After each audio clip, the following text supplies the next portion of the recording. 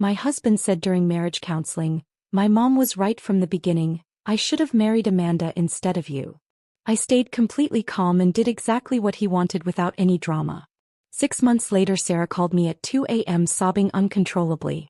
What she discovered about him made her beg for my help and protection desperately. I knew Amanda was stealing from Linda's catering company by month 8.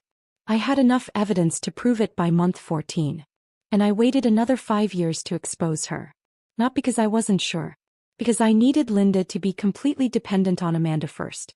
I needed the business to take on the massive expansion loan that Amanda helped arrange. I needed Amanda so embedded in every aspect of Linda's operations that the revelation would be catastrophic, not just embarrassing. I needed Kyle so convinced of his mother's judgment that my silence would look like incompetence instead of strategy.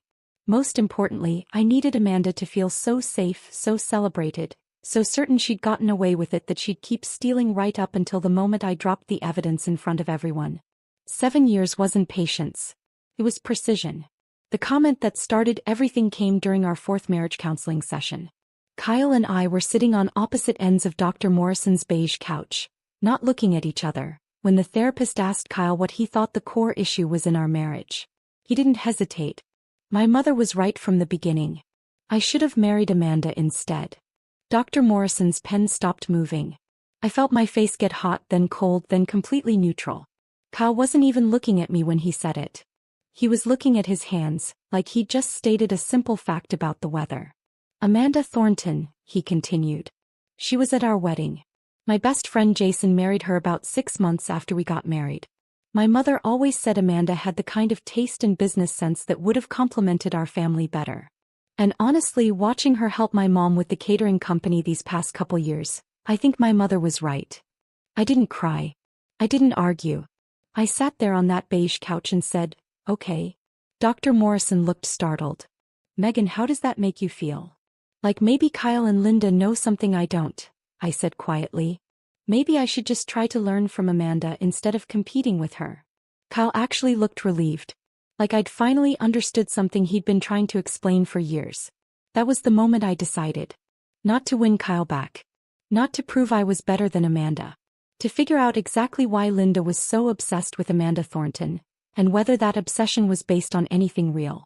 Linda owned Prestige Affairs, a catering company she'd built over 25 years into something genuinely successful.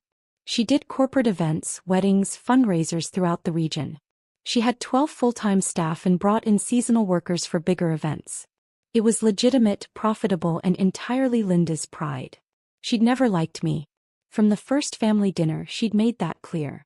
I worked as a data analyst for an insurance company, which Linda found uninspiring.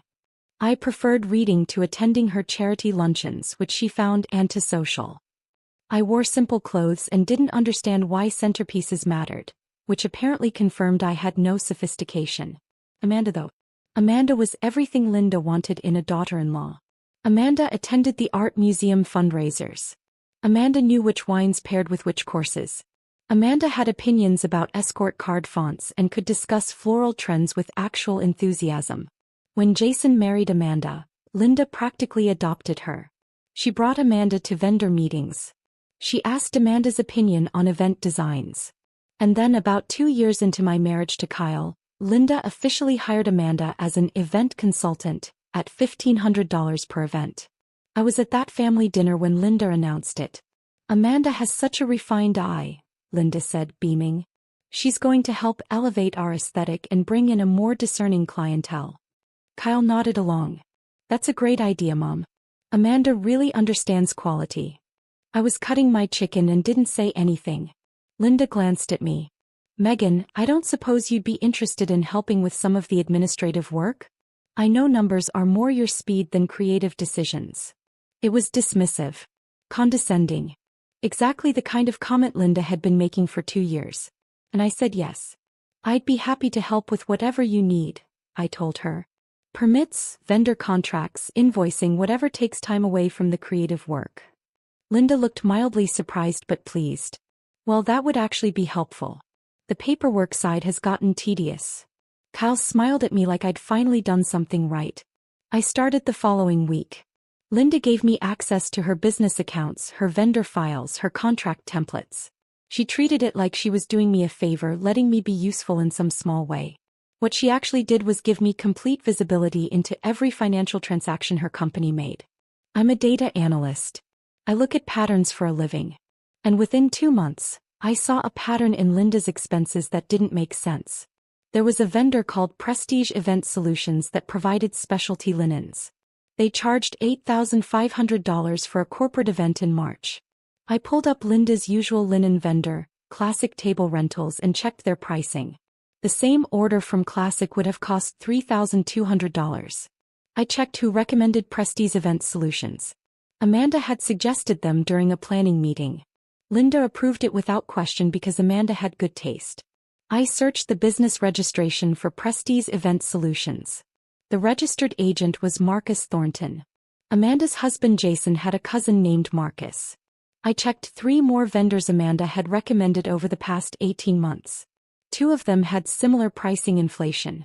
One was registered to Marcus Thornton. Another was registered to someone named Vanessa Kellerman, who turned out to be Marcus's girlfriend. Amanda wasn't just recommending vendors. She was recommending fake companies that overcharged Linda, then splitting the difference with whoever ran the shell company. By month 8, I knew what she was doing.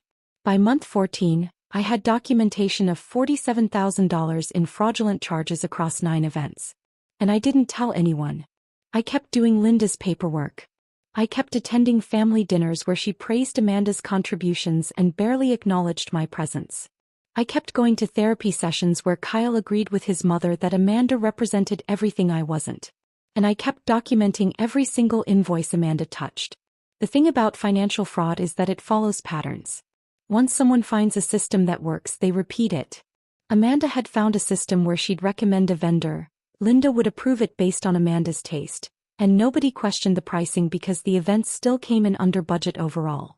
Amanda was smart enough to steal selectively, not on every event, just enough that the margins stayed reasonable. But I was tracking every event. Every vendor. Every recommendation Amanda made. I built a spreadsheet that only I could access, backed up in 3 separate places. Invoice copies. Business registrations. Price comparisons with legitimate vendors. Payment records showing exactly where Linda's money went. By the end of year 2, Amanda had stolen $86,000. Linda gave her a raise. "You've brought in such wonderful clients," Linda told her at Christmas dinner. "I don't know what I'd do without your eye for quality." Amanda smiled modestly. "I just want to help the business thrive." I was sitting at the other end of the table eating prime rib and saying nothing. Kyle squeezed my hand. "I'm glad you and Amanda get along now," he whispered. "It means a lot to my mom." I squeezed back and smiled. Year 3 was when Amanda made her biggest move. She told Linda the business was ready to expand. Not just more events but a second location. A permanent event space that Prestige Affairs would own, that could be rented out for weddings and corporate functions, that would establish Linda as a major player in the regional event industry. Linda was hesitant. "That's a significant investment. But think of the revenue potential," Amanda said. "And I know a commercial real estate developer who specializes in event spaces. He could walk you through the numbers." The developer was legitimate. The numbers actually made sense. Linda took out a $600,000 loan and bought a converted warehouse space 40 minutes outside the city. The renovation took 8 months. Amanda consulted on every design choice. She recommended the contractor, the lighting designer, the AV installation company. I tracked every payment. The contractor overcharged by 30%. The lighting designer was another Marcus Thornton shell company. The AV installer was legitimate, but Amanda negotiated a bulk discount that I'm certain she pocketed personally. By the time the event space opened, Amanda had extracted another $120,000 from the expansion budget. Linda threw a grand opening party. She gave a speech thanking Amanda for her vision and support. "This wouldn't exist without you," she said, tearing up slightly. Amanda hugged her. Kyle applauded. I took photos like the supportive family member I was supposed to be. The event space did well at first. Linda booked 3 weddings in the first 2 months. But the loan payments were substantial, and the operating costs were higher than projected. Linda started looking stressed. The main catering business was still profitable, but not enough to comfortably cover both operations. Amanda suggested bringing in a business consultant. Someone who can look at your operations and find efficiencies, she said. The consultant Amanda recommended charged $15,000 for a 3-month engagement. I checked his background. He'd worked with Marcus Thornton at a previous company. The report he delivered was generic advice Linda could have found in any business management book. Year 4, Linda started cutting costs. She reduced staff hours. She negotiated harder with her legitimate vendors. She stopped taking a full salary some months so she could make the loan payment. And she kept paying Amanda's inflated vendors, because Amanda was the one person she trusted completely. Kyle and I went to therapy less frequently. Dr. Morrison said we'd made progress, which was hilarious because Kyle and I barely spoke at home beyond logistics. He worked long hours at his accounting firm. I worked my insurance job during the day and spent evenings doing Linda's administrative work. Nobody questioned why I was so dedicated to helping. Linda thought I'd finally accepted my place in the family. Kyle thought I was trying to make amends for not being Amanda. I was building a case that now included $230,000 in documented fraud. Year 5 was when I started getting specific about timing. I needed Linda completely dependent on Amanda. I needed the financial situation critical enough that the revelation would have maximum impact. I needed Amanda so embedded that removing her would feel like losing a limb.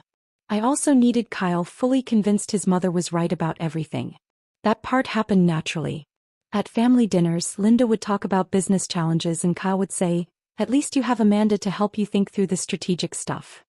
When the event space had a slow month, Linda would worry out loud and Kyle would say, "Amanda will figure out how to market it better." Amanda became the solution to everything.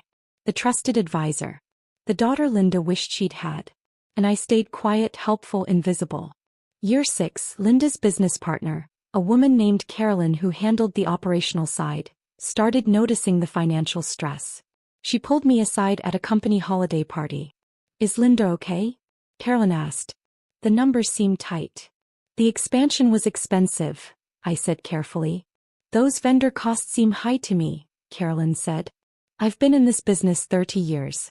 Some of these invoices don't match market rates." I'd been waiting for someone else to notice. "Have you mentioned it to Linda?" "She says Amanda vets all the premium vendors personally. Linda trusts her judgment completely." I nodded. "Amanda does have good relationships." Carolyn looked at me for a long moment. "You do all the paperwork. You see everything. Do the numbers look right to you?" This was the moment I could have handed everything over. Could have let Carolyn be the one to expose it. But Carolyn wasn't the right person and this wasn't the right time. I needed Linda to hear it at a moment when the betrayal would be maximum, when the entire family would witness what Amanda really was. "I just process what Linda approves," I said. "I'm not really qualified to judge vendor pricing." Carolyn didn't look satisfied, but she dropped it. I went home that night and added Carolyn to my exposure plan. When the moment came, she needed to be there. She needed to see the evidence so she could confirm it, so Linda couldn't dismiss it as a misunderstanding. Year 7, everything aligned. Linda's stress was visible. The business was surviving but barely. She'd had to take out a second, smaller loan to cover operating costs. Amanda was more involved than ever, attending every planning meeting, weighing in on every decision. And Kyle told me at our annual Valentine's dinner, "I'm really grateful you've made peace with how things are. My mom says you've been such a help with the boring stuff, and that's let Amanda focus on the things she's good at." The boring stuff. 7 years of documentation. 7 years of tracking $430,000 in theft. 7 years of watching Amanda steal from Linda while Linda praised her. "I'm just glad I can contribute," I said. Kyle smiled and ordered us another bottle of wine. I marked Valentine's Day on my calendar. 10 months until Christmas. Christmas dinner was always at Linda's house, always formal, always with the full family present. Kyle, me, Jason, Amanda, Linda's sister and her husband, Carolyn and her wife. 10 months to make sure everything was documented perfectly. 10 months to verify every shell company, every inflated invoice, every kickback payment. 10 months to build a presentation so airtight that there would be no wiggle room, no excuses, no possibility of dismissal. I worked late every night that spring. Linda thought I was being extra helpful. Kyle thought I was probably avoiding dealing with our marriage problems. I was creating a 287-page document with every piece of evidence organized chronologically, cross-referenced, annotated with business registration records and market rate comparisons. In July, Amanda recommended another vendor for a major corporate client. Premier Floral Concepts, charging $22,000 for arrangements that should have cost $9,000. Registered to Marcus Thornton. I added it to the file. In September, Linda's stress reached a breaking point. She snapped at staff over minor mistakes. She cried in her office after a client complained about pricing. Carolyn came to me again. "Something's wrong," she said. "We should be profitable. The events are booked. The clients are happy. But the money isn't there. Have you looked at the vendor expenses?" I asked. "Linda won't let me. She says Amanda has specialized relationships and I wouldn't understand the premium market." I nodded. "Maybe it'll improve after the holidays." Carolyn gave me a strange look. "You know something." "I know Linda trusts Amanda," I said. "And I know that Christmas dinner is going to be very interesting this year." I didn't explain further. Carolyn didn't push, but she watched me differently after that. December came. Linda planned the annual Christmas dinner with her usual precision. She invited everyone 3 weeks in advance. She hired staff to cook and serve so it would be elegant, impressive. She asked Amanda to help select the menu and arrange the table settings. Amanda suggested a specialty bakery for dessert. The bakery quoted $800 for a cake and pastries. I checked. It was another Marcus Thornton company. The actual bakery Linda usually used would have charged $280. I didn't say anything. I added it to the file. Christmas dinner was on December 23rd. I wore a simple black dress. Kyle wore a suit. We arrived at Linda's house at 6. Amanda and Jason were already there, Amanda looking elegant in emerald green. She hugged Linda and presented her with a gift, some expensive kitchen gadget Linda had mentioned wanting. "You're too thoughtful," Linda said, beaming. Carolyn and her wife arrived next, then Linda's sister Margaret and her husband Tom. We gathered in Linda's formal dining room, the table set with china and crystal, candles everywhere, Christmas music playing softly. Linda was stressed but hiding it well. The business was struggling, but she'd never admit it in front of family. She poured champagne and made a toast. "To family," she said. "And to the people who've supported Prestige Affairs through another successful year." She looked directly at Amanda when she said it. "I genuinely don't know what I would have done without your guidance and friendship, Amanda. You've been such a gift to this family and to my business." Amanda smiled warmly. "It's been my pleasure. I love what you've built, Linda." Kyle raised his glass. Jason raised his. I raised mine. We sat down to dinner.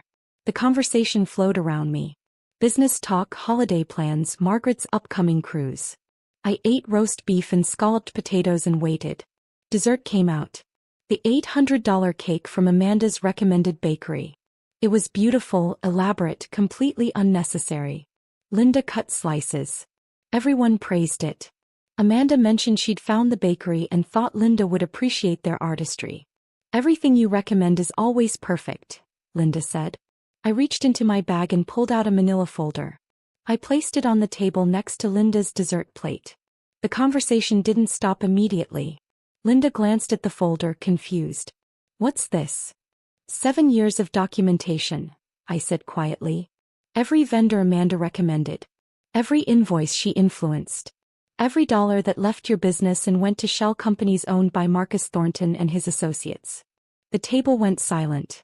Linda stared at me. "What are you talking about?" "Amanda has been stealing from Prestige Affairs since month 6 of her consulting arrangement. The folder has 287 pages of evidence. Business registrations. Invoice comparisons with market rates. Payment records. She's extracted $437,000 from your company over 7 years, including $140,000 from the expansion project that you're currently struggling to finance." Amanda's face went white. "That's insane. I would never." "Prestige Event Solutions," I said, looking at her directly. "Premier Floral Concepts. Elite Staffing Services. Distinction Lighting Design. All registered to Marcus Thornton, Jason's cousin, who splits the profits with you. I have the business registrations. I have the payment records. I have price comparisons showing exactly how much each vendor overcharged compared to legitimate market rates. Jason stared at Amanda. Marcus? My cousin Marcus. Kyle was looking at me like he'd never seen me before. You've been investigating this? I've been documenting it, I corrected. Since month 8 of Amanda's consulting arrangement. I had enough evidence to prove fraud by month 14. I waited because I needed the scope to be undeniable and the timing to be perfect. Linda opened the folder with shaking hands. The first page was a summary sheet. Total fraud, $437,000. Number of fake vendors, 12. Time period, 7 years. Supporting documentation, 286 pages. She flipped to the next page. A detailed breakdown of the first fraudulent vendor, including the business registration showing Marcus Thornton as owner, the invoice Amanda's recommendation generated, and a price comparison with 3 legitimate vendors. This can't be real, Linda whispered. Carolyn stood up and came around the table. She looked over Linda's shoulder at the documentation. Her face hardened. It's real, Carolyn said. I've been worried about the vendor costs for 2 years. I told you something felt wrong. Amanda pushed back from the table. You're all believing this? Megan is clearly jealous and has fabricated. I didn't fabricate business registration records, I said calmly. The state maintains those. I didn't fabricate your text messages to Linda recommending these vendors. I didn't fabricate the invoices or the payment records. Everything in that folder came from Linda's own business files and public records. You can verify every single piece of information independently. Margaret leaned forward. Amanda, is Marcus really Jason's cousin? Jason nodded slowly, looking sick. Yeah. He works in event services. I thought it was a coincidence when his company started getting hired. It wasn't a coincidence, I said. Amanda created the companies, Marcus registered them, and they split the overcharges. The bakery that made tonight's dessert? That's one of them. The actual cost for this cake was about $280. You paid $800. Amanda and Marcus split the $520 difference. Linda was crying now, quietly looking through page after page of documentation. Kyle was staring at me. Why didn't you tell us years ago? Because 7 years ago, Amanda had stolen $47,000 and Linda would have paid her back quietly to avoid scandal. Because 3 years ago, the evidence was substantial but Amanda could have claimed ignorance about Marcus's business practices. Because I needed Amanda to be so deeply embedded in every aspect of this business that the revelation would be catastrophic. I needed Linda completely dependent on her. I needed you completely convinced your mother was right about her. I needed Amanda to feel so safe that she'd keep stealing right up until this moment. I looked at Linda. I've been your administrator for 7 years. I see every transaction, every contract, every payment. I noticed the pattern in month 6. I documented it in month 8. I proved it in month 14. And I waited until you'd taken on debt based on Amanda's advice, until the business was struggling under the weight of her theft, until everyone at this table had spent years praising her judgment. Amanda stood up. I'm leaving. You should probably call a lawyer instead, Carolyn said. She'd taken out her phone. I'm calling the police. This is embezzlement and fraud. Amanda looked at Jason. You can't believe this. Jason was looking at the folder in Linda's hands. Did you do it? No. This is completely. Because if Marcus is involved and you recommended his companies, I need to know right now if you did this. Amanda's silence was answer enough. She grabbed her purse and headed for the door. Jason didn't follow her. Linda was still crying, turning pages. Margaret had moved to sit next to her, reading over her shoulder. Tom was on his phone, presumably looking up the business registrations I'd cited. Kyle stood up and came over to where I was sitting. Why didn't you tell me? Because you spent 7 years telling me your mother was right and I wasn't good enough. Because you said in therapy you should have married Amanda instead. Because if I'd told you earlier, you would have defended her and questioned my evidence. I needed the evidence to be so overwhelming that there was no defense, no question, no room for anyone to dismiss what I found. He looked gutted. I never thought. No, I agreed. You didn't think.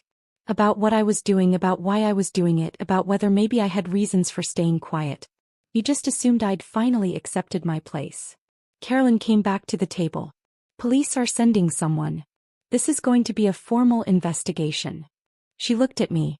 Did you make copies of this documentation? 3 complete sets.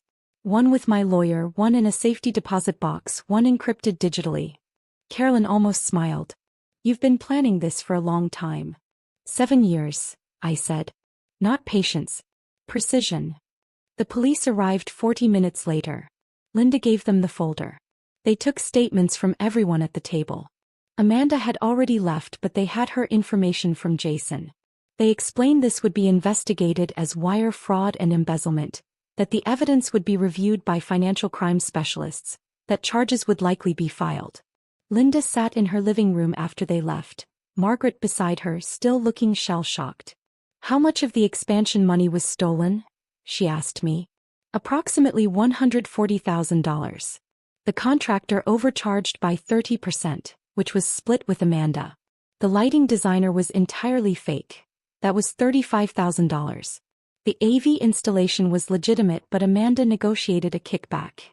Several of the furniture and equipment vendors were Marcus's companies. The business consultant worked with Marcus previously. The report was worthless. That was $15,000. Linda closed her eyes. I can't believe I didn't see it. She was very good at making you think it was about taste and quality, I said. And you wanted to believe in her. Kyle was sitting across the room, looking at his hands the way he had in Dr. Morrison's office when he said he should have married Amanda instead. Carolyn checked her watch. I should go. Linda, we'll talk tomorrow about next steps for the business. Megan, I assume you have recommendations. Several. But they can wait. After Carolyn left, Margaret convinced Linda to go lie down. Tom cleaned up the dessert plates nobody had finished. Jason sat in the corner calling someone repeatedly, probably Amanda, and getting voicemail. Kyle walked over to me. Are we going to talk about this? About what? About how you spent 7 years agreeing with your mother that I wasn't good enough. About how you said you should have married a woman who was stealing from your mother's business. About how neither of you noticed that the boring administrative work I was doing was actually protecting Linda from financial ruin. I didn't know. You didn't ask. You didn't wonder why I was helping. You just assumed I was trying to earn approval I'd never get. He sat down heavily. What do you want me to say? Nothing. I don't want you to say anything. I wanted you to notice 7 years ago that your wife was competent and paying attention. I wanted your mother to respect the work I was doing instead of dismissing it. I wanted Amanda to face consequences for theft instead of praise for sophistication. I got 2 out of 3. I stood up and got my coat. Where are you going? Kyle asked. Home. Our home, not your mother's house. I'm tired. I drove home alone, leaving Kyle at his mother's house to deal with the aftermath. I made tea and sat in my quiet kitchen and felt nothing except a kind of distant satisfaction. 7 years of watching Amanda steal while everyone praised her. 7 years of being dismissed as not good enough. 7 years of documentation and patience and precision. And now Linda knew. Kyle knew. Jason knew. Carolyn knew. The police knew. Amanda's life was about to collapse. The criminal investigation. The civil lawsuit Linda would file. The divorce Jason would initiate. The exposure in their social circle. Everything she'd built on fraud and theft, gone. I slept well that night. The next morning Linda called me. Can you come by the office? Carolyn and I need to talk to you. I drove to Prestige Affairs. Linda looked like she hadn't slept. Carolyn looked grim but focused. We need you to walk us through everything, Linda said. The police will need it, but I need to understand it first. I spent 4 hours going through the documentation. Every vendor. Every invoice. Every shell company. Linda cried twice. Carolyn took detailed notes. By the end, they had a complete picture of how Amanda had systematically stolen from the business while positioning herself as its savior. The expansion loan, Linda said. If she hadn't inflated those costs. You'd be profitable right now, Carolyn finished. The event space would be working exactly as projected. Linda looked at me. Why didn't you tell me earlier? When you first noticed? Because I needed you to see the full scope. If I'd told you in month 8 when I had $47,000 in evidence, you might have paid her back quietly, fired her and moved on. She would have faced minimal consequences. I needed the theft to be so extensive, so undeniable, so embedded in your business decisions that there was no way to minimize it. You let her keep stealing for 7 years. I documented her stealing for 7 years. Every dollar she took is accounted for. Every fake company is traced. When you sue her, when the police prosecute her, there will be no question about guilt or damages. That's what 7 years of precision gets you. Linda was quiet for a long time. Then she said, I'm sorry. For how I treated you. For what I said about you. For believing Amanda instead of your daughter-in-law who was actually protecting your business, I said. Yeah. I don't know how to fix this. You can't. You can move forward. You can rebuild. You can use my documentation to recover some of the money through lawsuits and insurance claims. But you can't fix 7 years of choosing Amanda over me. Carolyn looked at me carefully. What are you going to do? I'm going to file for divorce, I said. I already have the paperwork started. Linda's face crumpled. Because of Kyle saying he should have married Amanda? Because Kyle spent 7 years agreeing with you that I wasn't good enough, while I spent 7 years protecting your business from the woman you both thought was better than me? That's not fixable. I left them in the office and drove home. Kyle was there sitting at the kitchen table. My mom called me, he said. She told me you're filing for divorce. I am. Because of what I said in therapy. Because of what you said, what you believed, what you never questioned. I watched you agree with your mother for 7 years that Amanda was superior in every way. I watched you trust her judgment over mine. I watched you dismiss everything I did as just administrative work. And I waited until you saw exactly who Amanda really was before I ended this. You really waited 7 years just to prove a point? I waited 7 years to prove Amanda was a criminal, and I was the only person paying close enough attention to catch her. That's not a point. That's a fact. He looked devastated, which was not particularly satisfying but also not my problem anymore. The police investigation took 3 months. They confirmed everything in my documentation. Amanda was charged with wire fraud, embezzlement, and operating a criminal enterprise. Marcus was charged as an accomplice. The prosecution was solid. Jason filed for divorce immediately. Linda filed a civil lawsuit to recover damages. Her insurance covered some of the theft. The lawsuit would take years but would likely succeed given the criminal evidence. Kyle and I went through mediation. It was civil but cold. We divided assets. I kept the documentation that had saved his mother's business. He kept the family that had spent 7 years telling him I wasn't good enough. Christmas came around again. I wasn't at Linda's formal dinner. I was in my own apartment, the one I'd rented after the divorce finalized, drinking wine and reading. My phone rang at 2 a.m. Unknown number. I almost didn't answer. It was Amanda. Megan. Her voice was wrecked. Sobbing. Please. I need help. You need a lawyer. You have charges pending. I know. But there's something else. Something I found out about Marcus. About what else he was doing. I'm scared. I don't know who to trust. Why would you call me? Because you spent 7 years documenting everything. You see patterns. You understand how this stuff works. Please. I'll tell you everything. About how it started. About why I did it. About what Marcus is involved in that I didn't know about. I just need someone who'll actually listen. I hung up. She called back immediately. Please. I'm not asking for forgiveness. I'm asking for help. There are people involved in this who are dangerous. Marcus was using Linda's business for more than kickbacks. I just figured it out. If you still have any sense of wanting to protect Linda's company, you need to know this. I paused. What kind of more? Money laundering. Through the vendor payments. I thought we were just stealing. Marcus was running dirty money through those shell companies. And now those people know the fraud got exposed. They know there's documentation. They know everything's going to come out in court. That was a different problem. That was a problem that could extend beyond Amanda's fraud into Linda's business being used for criminal enterprise. I'll meet you, I said. Tomorrow. Public place. Thank you. Thank you. I hung up and sat in the dark thinking. 7 years of documentation. 7 years of tracking every vendor, every payment, every transaction. And apparently I'd tracked something bigger than I realized. I made myself more tea. Tomorrow I'd find out what Amanda really wanted. Tonight I'd review my files and see if there were patterns I'd missed. Patterns that might explain why Amanda sounded genuinely terrified. 7 years of precision had destroyed Amanda's life. But it might have created an entirely new problem. And despite everything, despite the divorce and the betrayal and the 7 years of being dismissed, I was the only person who had the documentation to solve it. I opened my laptop and started reviewing shell company transactions, looking for patterns that went beyond simple theft. Turned out 7 years of setup wasn't finished yet. It was just entering a new phase. 7 years of silence. One perfect moment of exposure. Was Megan's precision worth the wait? Drop a comment with your favorite moment. The Christmas dinner reveal? Amanda's 2 a.m. panic call? Hit that subscribe button for more stories where patience becomes the ultimate weapon. Which part gave you the most satisfaction?